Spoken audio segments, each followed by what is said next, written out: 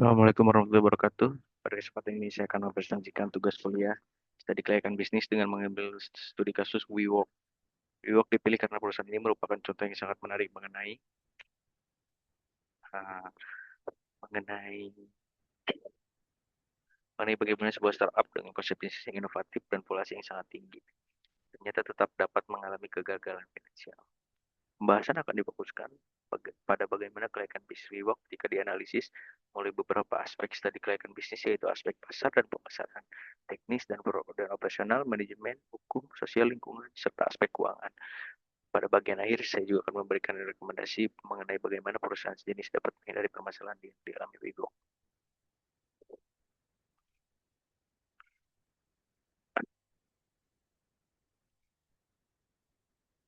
Pada ringkasan eksekutif, secara sederhana WeWork menjalankan bisnis dengan cara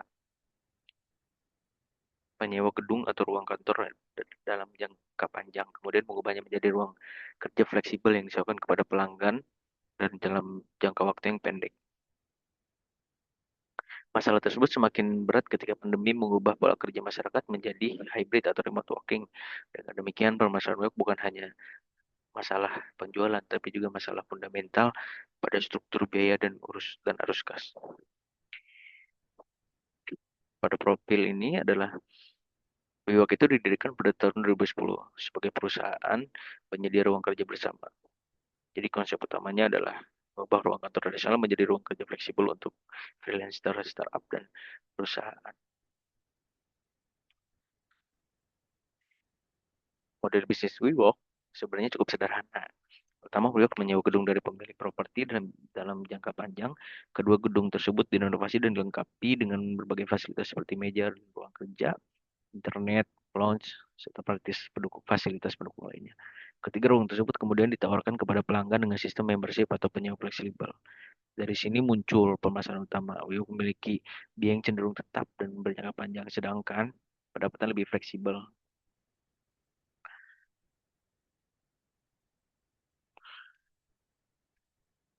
Timeline perjalanan WeWork ini pada 2010 didirikan.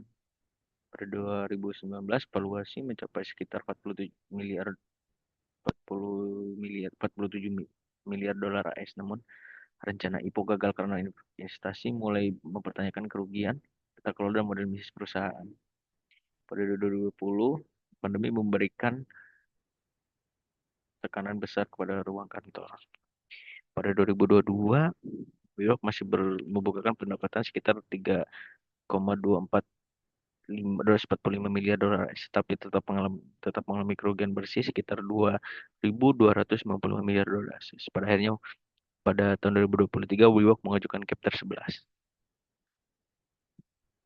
Dari timeline tersebut, kita dapat lihat bahwa permasalahan WeWork bukan terjadi secara tiba-tiba, tapi merupakan akumulasi masalah yang berlangsung selama bertahun-tahun. Dari aspek pasar, jika dilihat dari aspek pasar, sebenarnya WeWork memiliki peluang yang besar. Kebutuhan terhadap ruang kerja yang fleksibel memang nyata. Banyak startup, freelancer, perusahaan kecil, bahkan perusahaan besar membutuhkan kantor yang fleksibel.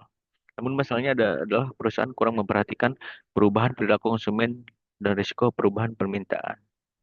Jadi karena itu analisis pasar harus dilengkapi dengan forecasting, analisis sensitivitas, serta beberapa skenario seperti normal, optimis, dan pesimistas.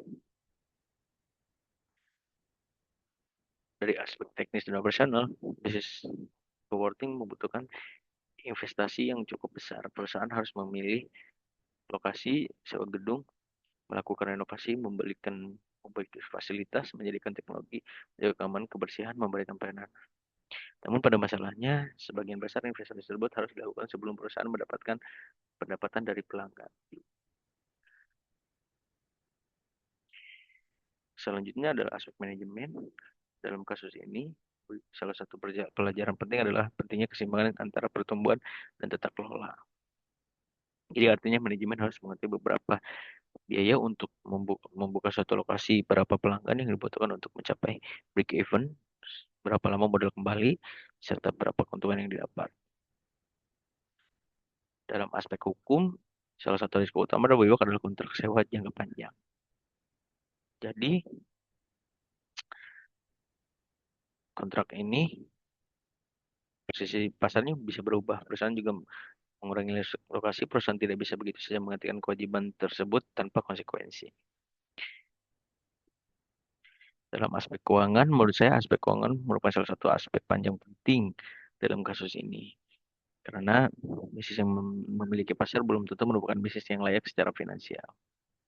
Jadi ini ada per tahun itu dia mengalami kerugian.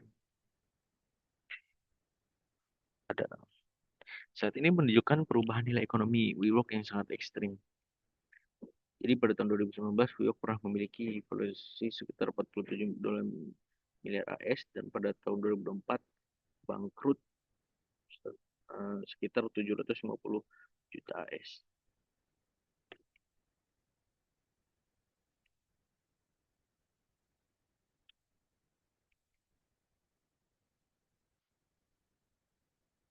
Analisis SWOT-nya dari sisi strength WeWork memiliki brand yang kuat. Terus dari sisi weakness-nya juga terdapat struktur biaya yang tinggi. Dari sisi opportunity, perkembangan hybrid working sebenarnya dapat menjadi peluang apabila perusahaan mampu menyesuaikan produk menjadi manajemen office. Sedangkan threat berasal dari resesi, perubahan pola kerja, persaingan, kenaikan suku bunga, serta penurunan. Jadi sebenarnya WeWork masih memiliki peluang. Dari penilaian kelayakan bisnis, jadi kita bisa simpulkan berdasarkan seluruh aspek studi kelayakan bisnis, maka hasilnya cukup menarik. Di sini ada beberapa dari pasar, dari teknis, manajemen hukum, sosial, keuangan itu memiliki manfaat yang cukup layak. Rekomendasi strategis. Nah ini rekomendasi WeWork adalah ekspansi bertahap. Ada ubah struktur sewa, kendalikan unit ekonomi, perkuat likuiditas, serta serta diversifikasi pendapatan, perkuat governance. Jadi kesimpulannya adalah WeWork memiliki proporsi nilai yang menarik dan pasar yang nyata, tetapi model ekspansi agresif membuat struktur biaya dan kewajiban sewa menjadi terlalu berat. Kegagalan terjadi karena ketidakseimbangan antara pertumbuhan profitabilitas arus kas, risiko kontraktual, dan perubahan lingkungan bisnis. Dari perspektif studi kelayakan bisnis, aspek yang paling kritis adalah kelayakan finansial dan sensitivitas model terhadap okupansi serta biaya sewa. Perusahaan memiliki harus harus menerapkan ekspansi bertahap unit ekonomi. Pelajaran utama adalah bisnis yang terlihat inovatif belum tentu secara finansial, kelayakan harus dibuktikan melalui data, skenario risiko, dan arus kas.